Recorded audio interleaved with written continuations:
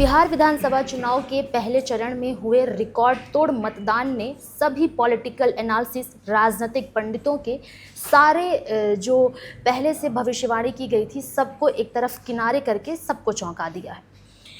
सबसे ज़्यादा हैरानी इस बात पे हुई जिस तरीके से ग्रामीण क्षेत्रों में मतदान हुआ, उसने एक बार फिर से ये सोचने पर विचार करने पर हमें मजबूर कर दिया कि क्या इस बार बिहार की बहार में या बिहार की हवा में सरकार बदलने का कोई संकेत दिख रहा है। इस पर सबसे बड़ा मुहर तब लगा जब मतदान खत्म होने के बाद प्रशांत किशोर ने मीडिया से बातचीत करते हुए एक नए फैक्टर यानी एक ऐसे फैक्टर के बारे में बात की जिसने फिर से सारे पत्रकारों और विशेषज्ञों को चिंता में डाल दिया। पहले हम चर्चा शुरू करें इससे पहले आप ये देख लीजिए कि प्रशांत किशोर ने क्या कहा। में 60% से ज़्यादा जनता बदलाव चाहती है और पिछले 25-30 साल से जो राजनीतिक विकल्प के अभाव में एक तरह से धीरे धीरे राजनीति को लेकर चुनाव को लेकर उदासीनता बन गई थी, विकल्प नहीं था लोगों के पास। अब जनसुराज के आने से उनको एक नया विकल्प मिला है। नमस्कार, आप देख रहे हैं वन इंडिया हिंदी की खास पेशकश बिहार की बात। और बिहार की बात में आज बात होगी प्रशांत किशोर की एक सबसे तुड़ुक के इक्के की तरह अगर कह ले तो उन्होंने जिस तरीके से कल एक नए फैक्टर के बारे में बात की उस पर। और इससे पहले मैं पैनल में हमारे साथ किशोर सर हैं। सर बहुत बहुत स्वागत है आपका। जिस तरीके से कल बिहार में चुनाव हुआ इसने सबको चौंका दिया। सारे जितने भी फैक्टर थे, जितने भी हमने एनालिसिस किया मीडिया हाउस में, जिस तरीके से एनालिसिस हुई, ग्राउंड पे जिस तरीके से हुई, सब एक तरफ आ गया। और उसके बाद एक सवाल उठने लगा कि जिस तरीके से 64% की वोटिंग हुई, क्या ये बिहार में बदलाव की शुरुआत है? बिल्कुल पूजा। पॉलिटिकल पंडित जो होते हैं, सेफोलॉजिस्ट जो होते हैं, मतदान के आंकड़ों से भविष्यवाणी करते हैं। मतदान के आंकड़े प्लस पिछला जो रिकॉर्ड रहा है, पिछले चुनावों में जिस तरह से मतदान का पैटर्न रहा है, जो सीटें आई है पॉलिटिकल पार्टीज को, इसके आधार पर आगे का आकलन करते हैं। अगर आप इसे बम्पर वोटिंग कहते हैं तो मैं आपको बता दूं कि साल 2000 में, आज से ठीक 25 साल पहले जो चुनाव हुए थे, उस समय बिहार और झारखंड एक ही था। बिहार और झारखंड संयुक्त बिहार का वो आखिरी चुनाव कह सकते हैं। साल 2000 में हुआ था। उस समय दोनों चरणों मतलब पूरे चुनाव में लगभग 62% मतदान हुए थे। बिल्कुल। आज की तारीख में जब इतना ज़्यादा अवेयरनेस है, चुनाव प्रचार पे इतना ज़्यादा पार्टियां सजग रहती है, इलेक्शन कमीशन लोगों को जागरूक करता है मतदान के लिए, जगह जगह कैंपेन चलाए जाते हैं। और फर्स्ट फेज का ही आंकड़ा भी आया, सेकंड फेज में देखना होगा क्या होता है। अगर 64% मतदान हो रहा है और आप इसको बम्पर वोटिंग कहते हैं तो मुझे लगता है कि हमें अपने शब्दों पर विचार करने की जरूरत है। मैं इसे बम्पर वोटिंग तो नहीं मानता। 2020 के मुकाबले तो बहुत ज्यादा ही वोटिंग हुई होगी। 2020 में लगभग 55% के आसपास वोटिंग परसेंटेज रहा। 2020 का जो चुनाव था, आप 2000 से देखिए, 2000 साल का चुनाव 62% से अधिक मतदान हुआ था। तो बिहार में हमेशा अच्छा मतदान होता है। बिहार ही नहीं बल्कि जो भी नॉन मेट्रोपॉलिटन स्टेट्स हैं, वहाँ पर जहाँ पर अर्बन आबादी ज़्यादा नहीं है, वहाँ पर मतदान के आंकड़े हमेशा बेहतर होते हैं। और बिहार पॉलिटिकली अवेयर स्टेट है। मैं हर बार कहता हूँ कि बिहार के लोग जो है, बिहार के मतदाता जो हैं, वो राजनीतिक रूप से जागरूक है। बिहारियों के नस-नस में राजनीति चलती है। चलिए, अच्छी बात है। और इन ए गुड सेंस मैं ये कहूँगा, बिल्कुल बिहार के मतदाता अपने मताधिकार का उपयोग करने को लेकर भी बहुत सजग होते हैं। अपने मताधिकार का निर्णय वो खुद करते हैं। वो सुनते सबकी हैं, करते अपनी हैं। उनको आसानी से ठगा भी नहीं जा सकता है। ये सारी बातें हैं। तो 62 से अगर 64% 25 सालों में आया है मतदान का प्रतिशत, तो मैं इसे बम्पर तो नहीं कहूंगा, अच्छा मतदान हुआ है। उम्मीद की जा रही थी कि 70% से ऊपर मतदान होगा। बिहार के कुछ जिलों में, 18 जिलों जहां पर कल मतदान हुए हैं, उनमें से मुजफ्फरपुर और समस्तीपुर ऐसे जिले हैं जहां पर 70% से अधिक मतदान हुआ है। मुजफ्फरपुर का एक विधानसभा क्षेत्र है मीनापुर, जहां पर तेज नारायण सहनी जनसुराज के उम्मीदवार चुनाव लड़ रहे हैं। और अजय सिंह है, मैं उनका नाम भूल रहा हूँ, वो जनता दल यूनाइटेड के उम्मीदवार हैं जी। वहाँ पर तो 77% मतदान हुआ है।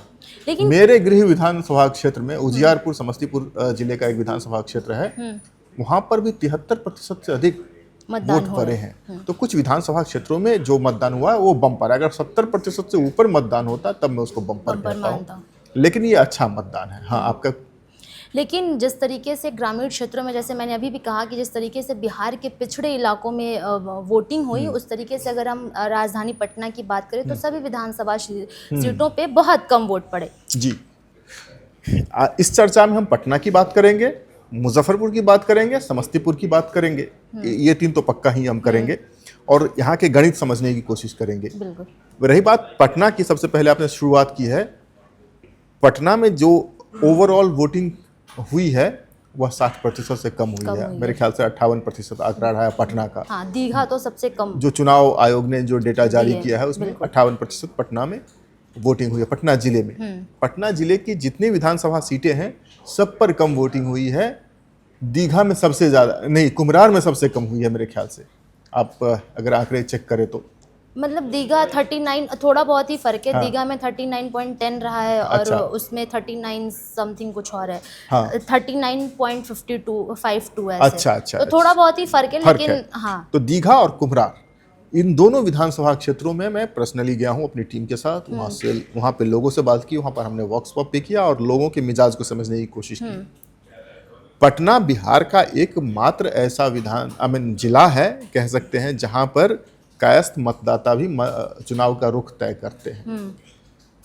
इस चुनाव में, और पटना बीजेपी का गढ़ रहा है, सवर्ण मतदाताओं की वहां पर अच्छी खासी आबादी है, और ओबीसी में यादवों की अच्छी आबादी है।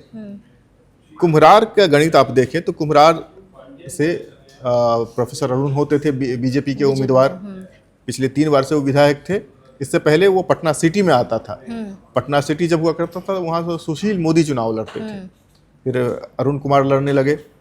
इस बार कहा जा रहा था कि जेसी जॉर्ज को मिलेगा टिकट, जो दिवंगत सुशील कुमार मोदी की पत्नी है, लेकिन वहां से मैदान में एक नए खिलाड़ी को उतारा जाता है। केसी सिन्हा जो जनसुराज के टिकट पे लड़ रहे हैं, पहले ऐसा कहा जा रहा था कि वो भाजपा से टिकट के भी इच्छुक थे, लेकिन वो जनसुराज में आते हैं, जनसुराज उन्हें कुम्हरार से मैदान में उतारती है, और केसी सिन्हा की लोकप्रियता किसी से छुपी हुई नहीं है। मैं अगर कहूँ सच्चे अर्थों में बिहार के इस चुनाव में कोई अगर सबसे बड़ा सेलिब्रिटी है तो वो प्रोफेसर केसी सिन्हा है। बिल्कुल। हम जैसे अनेक लोग, मैं तो कहता हूं कि आधा बिहार जिन्होंने 12वीं कक्षा में अगर गणित विषय पढ़ा होगा तो उन्होंने केसी सिन्हा की किताबें पढ़ी होंगी, और आधा पटना तो उनका स्टूडेंट है। बिल्कुल।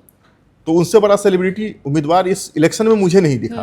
वहां से उनको कुम्हरार से उतारा जाता है, अरुण कुमार को टिकट नहीं मिलता है, कायस्थ मतदाताओं की नाराजगी वहां पर होती है, कहा जाता है कि इस बार बीजेपी को औकात दिखा देंगे। ये सारे समीकरण जो घूम रहे हैं वो जनसुराज की तरफ घूम रहे हैं। बिल्कुल।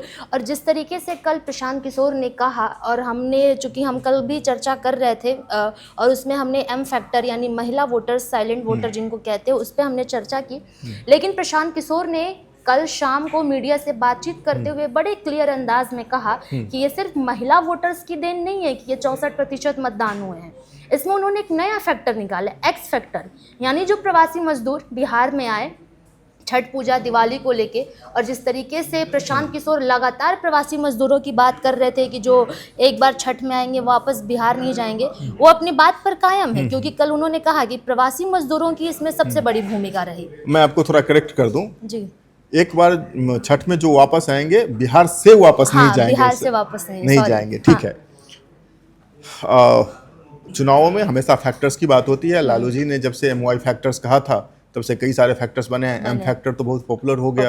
एम फैक्टर, मुस्लिम फैक्टर, महिला फैक्टर, मोदी फैक्टर, सारे फैक्टर, और प्रशांत किशोर अब अपना एक्स फैक्टर लेके आ रहे हैं। हो सकता है, देखिए प्रशांत किशोर की समझबूझ से, उनकी जो राजनीतिक समझ है उससे इनकार नहीं किया जा सकता है। कई सारे राज्यों में, यहाँ तक कि जो 2014 का लोकसभा चुनाव था उसमें भी वो अपना करिश्मा दिखा चुके हैं। अब मैं ये भी नहीं कह सकता हूँ कि जो जीत हुई है वो प्रशांत किशोर की बदौलत हुई है, लेकिन उसमें उनकी भूमिका रही है, इससे भी इनकार नहीं किया जा सकता है।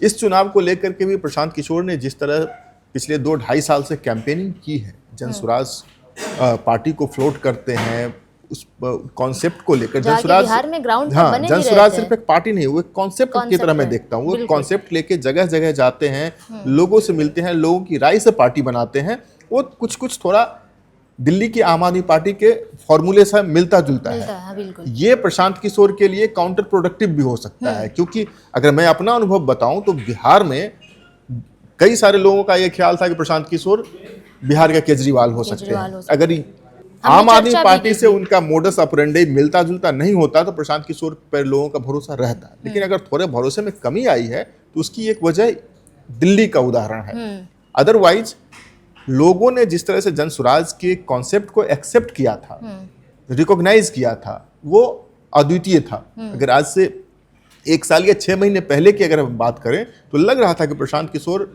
ऑन ग्राउंड बिहार में इनफैक्ट सबसे ज्यादा सक्रिय थे और वो हलचल मचा रहे हैं, वो चेंज लेके आएंगे। लेकिन ये जो मतदान को अगर आप कहते हैं this is a vote for change, तो वो मैं नहीं मानता हूं। आप देखिए कि साल 2000 में 62% मतदान होता है, सरकार रिटेन होती है, राबड़ी देवी। हालांकि कुछ दिन 1 हफ्ते के लिए नीतीश कुमार मुख्यमंत्री बनते हैं, विश्वास आरजेडी मत का से पहले तीसरा टर्म शुरू हो जाता हाँ, विश्वास मत से पहले इस्तीफा देना पड़ता है, आरजेडी का तीसरा टर्म होता है। 2005 में दोनों चुनाव होते हैं, दोनों में जो वोटिंग परसेंटेज रहता है 45% के आसपास रहता है, काफी ड्रॉप होता है। बहुत ज्यादा। बिहार के संदर्भ में अगर मैं देखता हूं पिछले 25 सालों का ग्राफ तो यही पता चलता है, जब कम वोटिंग होती है सरकार से नाराजगी वहां दिखती है और वो सरकार गिरती है, बदल जाती है। 2005 में सरकार बदल जाती है, दूसरा चुनाव जो अक्टूबर में होता है उसमें भी 45% के आसपास वोट होता है। 2010 में नीतीश कुमार की लोकप्रियता के बल पर 52% वोटिंग होती है, रिटेन होते हैं नीतीश कुमार।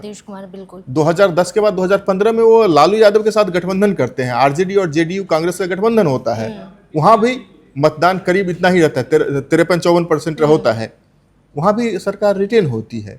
2020 का चुनाव जो कोविड के साये में हुआ था उसमें करीब 57% वोट पड़ते थे, 57.7 इतना वोट पड़ा था और वहां भी सरकार रिटेन हुई थी। तो आज देखिए कोविड से कितना बढ़ गया है, 5% बढ़ गया है। इसको कुछ मैं इसको बढ़त नहीं मानता हूँ। अच्छा, इस बढ़त के पीछे बहुत सारे फैक्टर्स हो सकते हैं। एक एसआईआर भी फैक्टर हो सकता है। एक मतदाता वर्ग जो मान लीजिए कि 1 करोड़ वोटर थे, अब उसमें से अगर 40 लाख वोटर कट गए हैं, उदाहरण के लिए करेंगे 10 लाख वोटर कट गए हैं, तो अब जो आप सैंपल निकालेंगे, जो प्रतिशतता आप निकाल रहे हैं वो तो 90 लाख से निकाल रहे हैं, ऑब्वियसली परसेंटेज में बढ़ेगा। लेकिन प्रशांत किशोर जो बात कह रहे हैं वो बहुत रिमार्केबल है। रिमार्केबल ये है कि पटना जैसे अर्बन इलाकों में, पटना के आसपास आप देखें जहां पर विकास हुआ है, जैसे नालंदा देख लीजिए, राजगीर देख लीजिए, यहाँ पर मतदान का प्रतिशत बहुत अच्छा नहीं रहा है। बिल्कुल।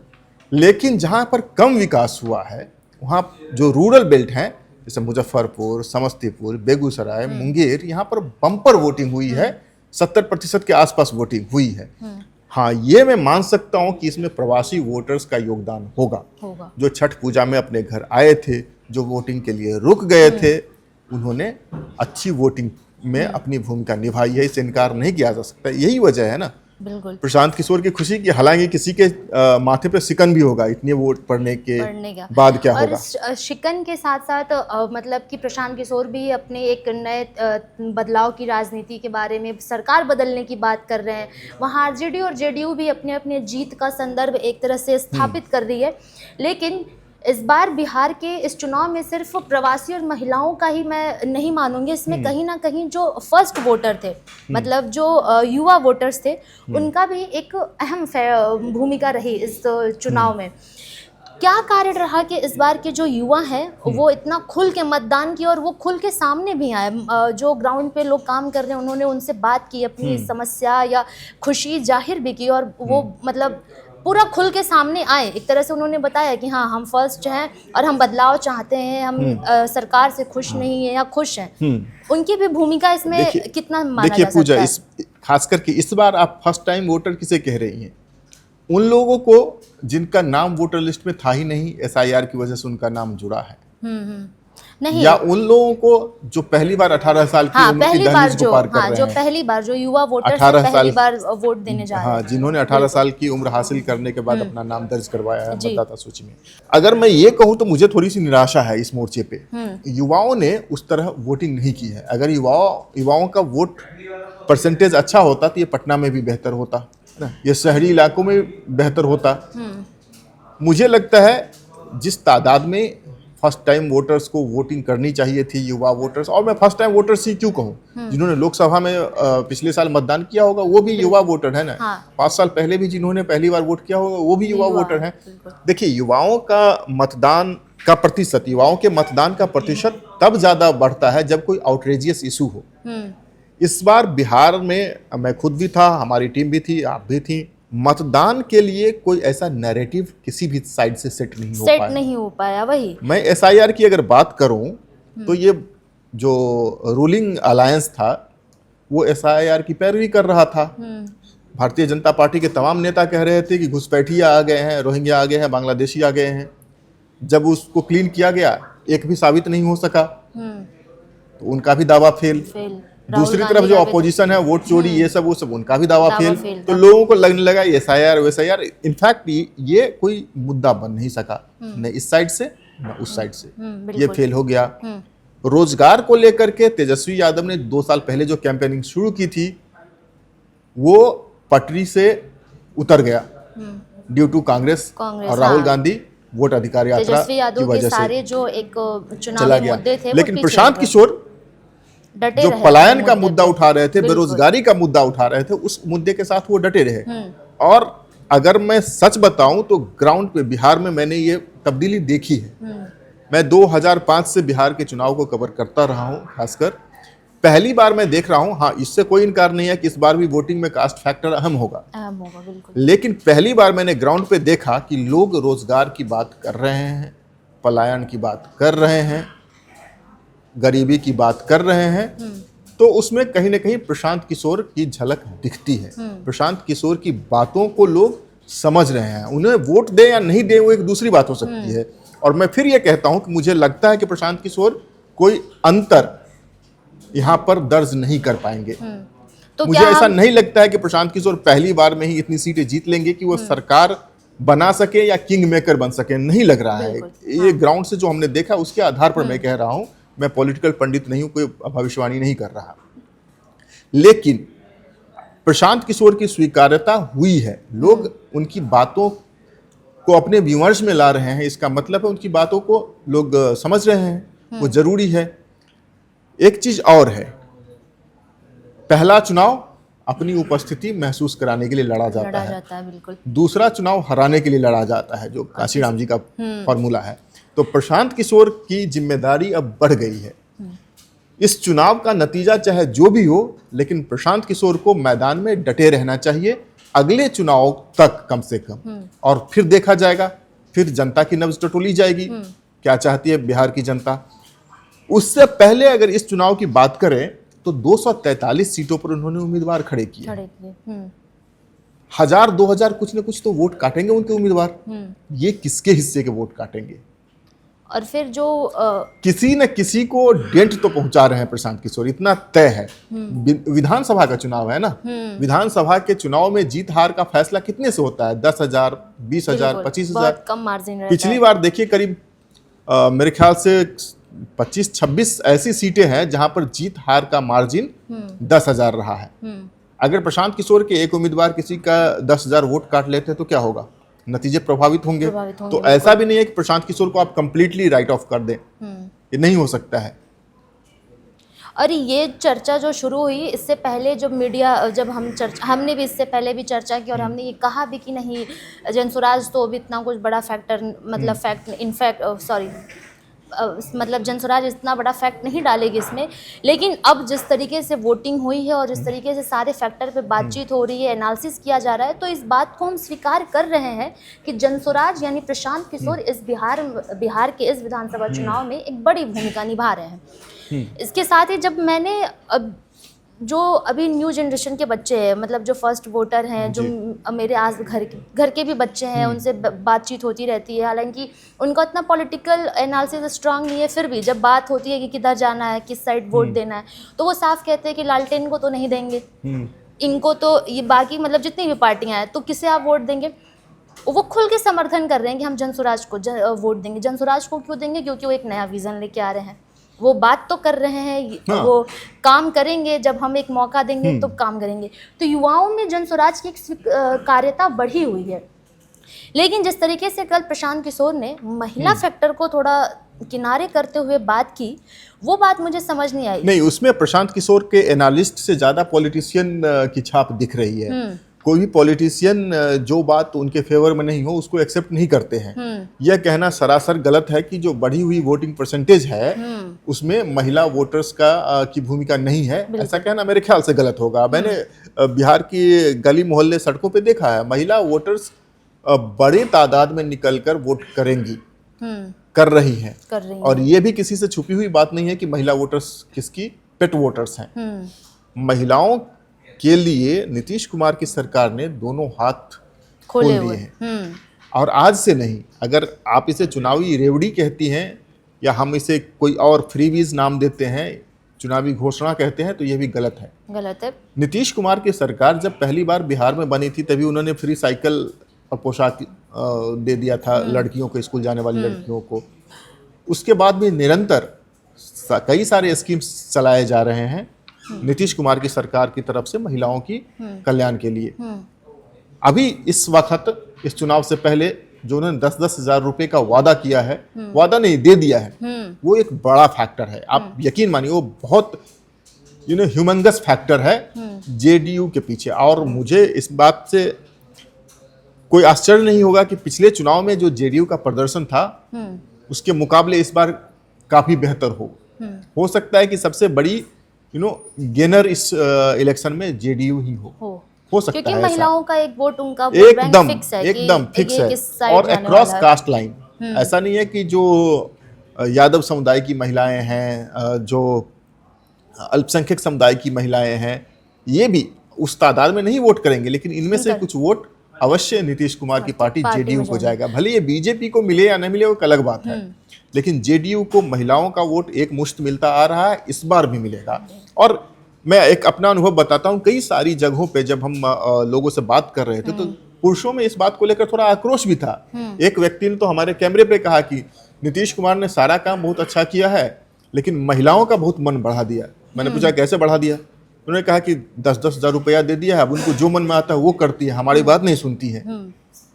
तो ये समझ लीजिए नीतीश कुमार महिलाओं की आत्मनिर्भरता के लिए, उनके सशक्तिकरण के लिए जो काम कर रहे हैं वो कहीं ना कहीं वोटिंग में भी रिफ्लेक्ट होगा। तो इस तरह से नकार देना, और जो कतारें लगी है पोलिंग बूथ पे, जो कतारें लगी, आप देखिए 926 तो ऐसे बूथ बने थे पहले चरण में जो पिंक बूथ कहे जाते हैं, कंप्लीटली महिलाओं के द्वारा रन किए जा रहे हैं, महिलाओं के लिए बने हुए हैं।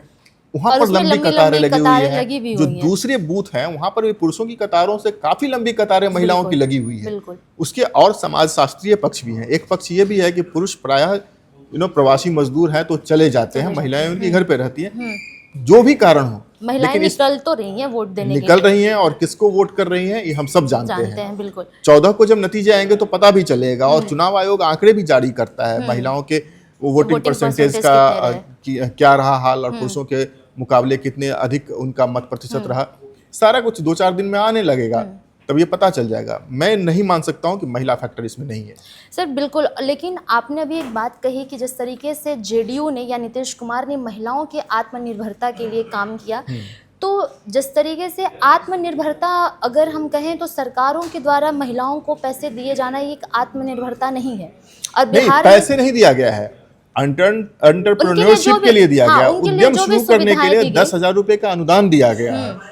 आप सोचिए कि बिहार जैसे राज्य में 10 हजार रुपये कितनी बड़ी रकम होगी। उससे अपना कोई कुटीर उद्योग तो शुरू कर सकती है ना, अगरबत्ती बनाने का व्यवसाय शुरू हो सकता है ना उससे 10 हजार रुपये से कुछ न कुछ काम तो शुरू होगा। और कुछ नहीं भी होगा, 10 हजार रुपये उनके लिए महत्वपूर्ण है ना। बिल्कुल, लेकिन उतना ही, सिर्फ 10 हजार की बात नहीं है, 10 हजार तो एक ऑन टॉप फिगर है। आप देखिए कि जीविका के लिए नीतीश कुमार ने क्या किया है। इनफैक्ट जीविका कॉन्सेप्ट ही नीतीश कुमार का ब्रेन चाइल्ड है। वो नीतीश कुमार की योजना है, देश के दूसरे हिस्सों में इसे अपनाया जा रहा है। आंगनवाड़ी सेविकाओं के लिए क्या किया गया है नीतीश कुमार की सरकार के द्वारा, उनका भी मानदेय बढ़ाया गया है ना, विधवा पेंशन बढ़ाया गया है। तो जो समाज के उपेक्षित वर्ग जिसे आप कह सकते हैं, या वंचित वर्ग, और खास करके महिलाएं, उसके लिए नीतीश कुमार की सरकार ने काफी बेहतर काम किया है। और महिला वोटर पर नीतीश कुमार का प्रभाव है। शराबबंदी क्यों किया? इतना अलोकप्रिय निर्णय क्यों लेंगी कोई सरकार? आप सोच सकते हैं महिलाओं की डिमांड थी भाई 2015 में। बिल्कुल। 2015 की कैंपेनिंग में जहां नीतीश कुमार जाते तो वहां पर महिलाएं कहती थी कि शराब बंद होनी चाहिए, क्योंकि पुरुष शराबखोरी करके आते हैं, उससे उनकी पारिवारिक स्थिति खराब होती है, मार पिटाई होती है, घरेलू हिंसा होता है, तमाम तरह की बातें थी। नीतीश कुमार ने अपने एक गरीब राज्य का रेवेन्यू का बड़ा हिस्सा त्याग कर शराबबंदी का फैसला लागू किया और आज तक उस फैसले के साथ खड़े हैं। तो सोच लीजिए महिला हित के लिए कितने ज्यादा नीतीश कुमार एडामेंट हैं। तो इतनी जल्दी मुझे नहीं लगता है कि महिलाओं का नीतीश कुमार की पार्टी से मोहभंग भी होगा, और महिला फैक्टर को अगर हम इग्नोर करते हैं तो मेरे ख्याल से चुनावों का सही विश्लेषण हम नहीं कर रहे हैं। और सर सबसे बड़ी बात कि मैं ऑन कैमरा ये बात कह रही हूँ कि अभी तक मुझे मतलब मेरी जितनी राजनीतिक समझ रही थी बिहार के नीतीश कुमार के एम फैक्टर को लेके, आज एक विज़न मेरा भी क्लियर हुआ है। सर ने जिस तरीके से आत्मनिर्भरता वाली बात क्लियर की, मुझे लगता है कि हमारे जैसे जितने भी अभी नए युवा पीढ़ी हैं जो अभी राजनीति की समझ थोड़ी बहुत रख रहे हैं या सीख रहे हैं, उनके लिए भी सर की ये बात बहुत ज़्यादा क्लियर होगी कि नीतीश कुमार की ये जो महिलाओं के लिए जो योजनाएं चलाई जा रही हैं वो इसका क्या मायने रखता है। क्योंकि अभी हमने न्यूज़ रूम में भी हम ये चर्चा कर रहे थे कि बिहार की महिलाएं सिर्फ सरकार के इन पैसों पर ही क्यों निर्भर हैं, वो रोज़गार की बात क्यों नहीं करती, वो अपने लिए रोज़गार क्यों नहीं मांग रही हैं, वो बाहर निकल के काम क्यों नहीं कर रही हैं, बस उसी पैसे से वो अपने आप को क्यों समझ रही हैं कि हम आत्मनिर्भर हो गए हैं। तो ये एक बहुत बड़ी बात हमसे आपसे क्लियर हुई। जो कि बिहार की बात है, और बिहार का चुनाव हर बार लोगों को चौंकाता ही है। सारे राजनीतिक एनालिसिस, सारे पॉलिटिकल एक्सपर्ट्स की राय धरी की धरी रह जाती हैं जब चुनाव के नतीजे आते हैं या वोटिंग परसेंटेज आता है। आप देख रहे थे बिहार की बात, और यहाँ पर हमने बात की वोटिंग परसेंटेज की, किस तरीके से वोटिंग परसेंटेज में जनसुराज यानी पीके का फैक्टर एक बहुत बड़ी भूमिका निभा रहा है। बने रहिएगा हमारे साथ और देखते रहिएगा वन इंडिया हिंदी का एक खास पेशकश बिहार की बात। और तब तक आप हमें अपने हमारे कमेंट्स में ज़रूर बताइए, अपने सवाल दीजिए, हमें सुझाव दीजिए और बताइए कि अगले किस विषय पे हम बात करें। क्योंकि अभी 15 तारीख तक, 14 को नतीजे आएंगे, 15-16 तक ये हमारा शो चलता रहेगा। तब तक बने रहिए हमारे साथ और देखते रहिए। Subscribe to One India and never miss an update. Download the One India app now.